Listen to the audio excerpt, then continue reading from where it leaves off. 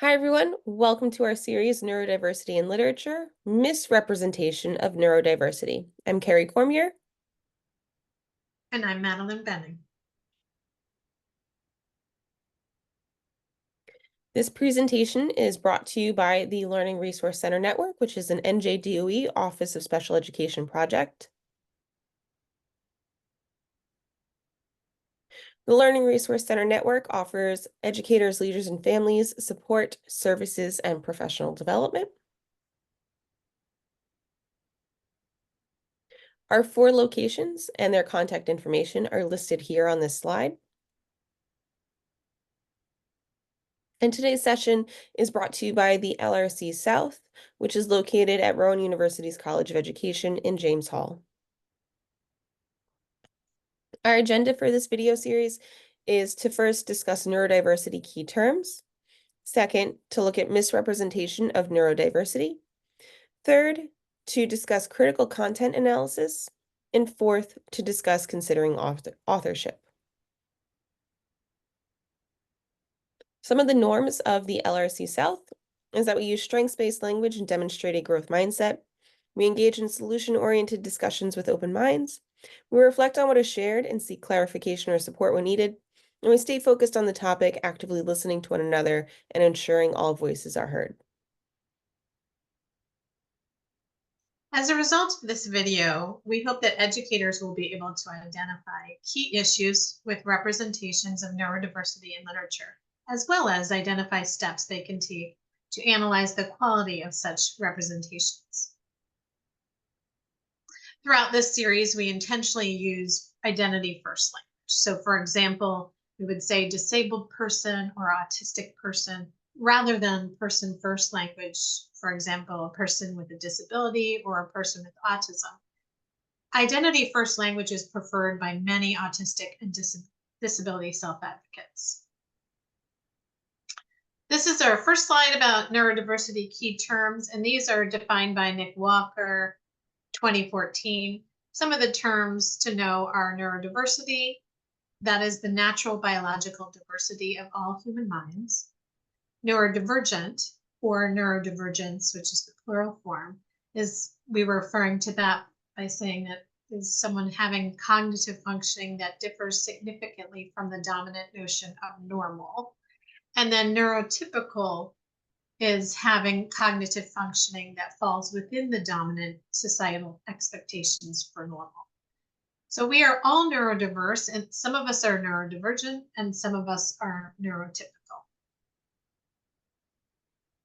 And so as we continue to talk about neurodiversity key terms, again, also defined by Nick Walker, 2014, we talk about the neurodiversity paradigm, which is a perspective for understanding neurodiversity that values neurodiversity as a natural part of human development.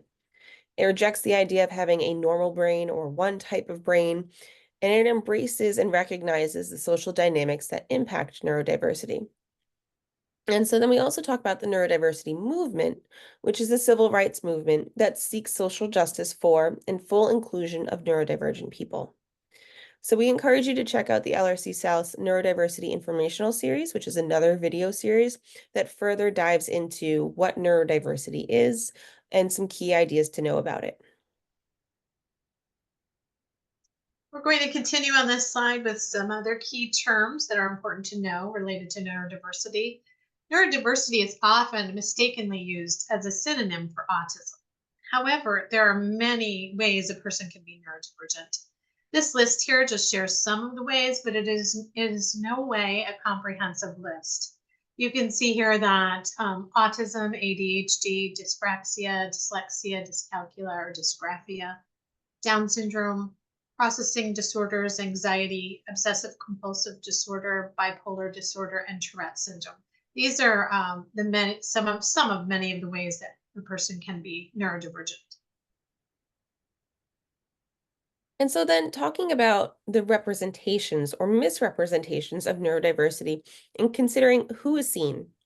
So in a lot of media portrayals, particularly of autistic characters, they're not inclusive of a wide range of backgrounds, and they're very limited in who is depicted. And they're often not written by or even played by neurodivergent writers and actors. And so that certainly impacts the portrayals that we see on popular television shows or in movies and other media. So, for example, the shows Touch, The Good Doctor, and Atypical all depict autistic main characters. All of those main characters are white, heterosexual, middle-class men, and their portrayals rely heavily on the DSM-5 diagnostic criteria for autism rather than the actual lived experiences shared by neurodivergent self-advocates. And so, in considering this, we see that very little progress has been made in casting disabled actors to portray disabled characters, which is particularly seen in Atypical, the TV show, where the lead character has autism, yet is played by an actor who's not autistic. Several of the other characters, who are also autistic, are played by autistic actors, but this isn't the case for the main character, which is what you would expect to see. So these misrepresentations often lead to stereotypes. And again, this isn't necessarily something that they intend to do, but it's an inadvertent side effect of poor representation. We often see this in classic literature, found in many of the novels and stories that we teach within our own classrooms. So we list 4 different negative stereotypes here that are some of the most common ones that we see in literature. First, we have the robot trope, which is presenting autistic characters as cold, unfeeling, lacking empathy, which we know from self-advocates is simply not true. Second, we see the autistic savant, which can be seen in the character of Sherlock Holmes or even in, for example, the movie Rain Man, where characters are depicted as geniuses who are highly skilled in certain areas. Third, we see the tragic character, which, for example, can be seen in the novels of Mice and Men and Flowers for Algernon, where these 2 main characters experience violence and victimization, which inadvertently promotes eugenic beliefs and ideas about how to treat disabled people. And then finally, we have suffering in silence. And an example of this is the character of Boo Radley in To Kill a Mockingbird, where these characters are mysteries that nobody can really connect with, and we struggle to have these characters connect with the outside world. So as part of our study, we did a critical content analysis. Well, this is a method of scholarly analysis. Critical content analysis can offer 3 ways for educators to critique a text. So if you're considering a text to include in your curriculum, you might want to think about these points. First is focalization. And think about who is actually telling the story and from which point of view is it being told. And that's something that's important to think about. Is it from an autistic character's perspective? 2, the social process of characters. Which characters in the story have agency and power? Are they able to make their own decisions and to guide their storyline throughout the plot?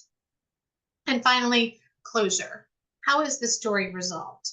We're looking for books, it'd be nice to find books that have more of a positive closure, and to consider something that's maybe more realistic, rather than this tragic closing. Also, considering authorship, we need to think about, well-intentioned, much of the contemporary literature centering on neurodivergent characters are written by neurotypical authors. And so this would require us to do a little bit of digging sometimes about the author's background. Some authors will include this in their author bio in the book. Others you'll have to do some digging, but oftentimes you will be able to find out that the author maybe is neurodivergent themselves. So incorporating books that feature neurodivergent characters that are written by these neurodivergent authors can be very powerful because they provide greater insight into the understanding of neurodivergence and the lived experience of that. So some of the key takeaways is first that neurodiversity is natural biological form of human variation, and working from the neurodiversity paradigm helps us embrace all neurotypes, whether we're neurotypical or neurodivergent. Second, past and even contemporary portrayals of autistic and neurodivergent characters have often promoted negative stereotypes. And third, by being critical of several key factors, as well as being mindful of authorship, educators can assess how the texts in their curriculum impact our understanding of neurodiversity. So we thank you for joining us in this video series, and we hope that you found it helpful. We share our references here for you to further consider and explore and further your learning. And we invite you to connect with the LRC-South on our various social media accounts. And we also encourage you to follow the New Jersey Department of Education on their social media accounts as well.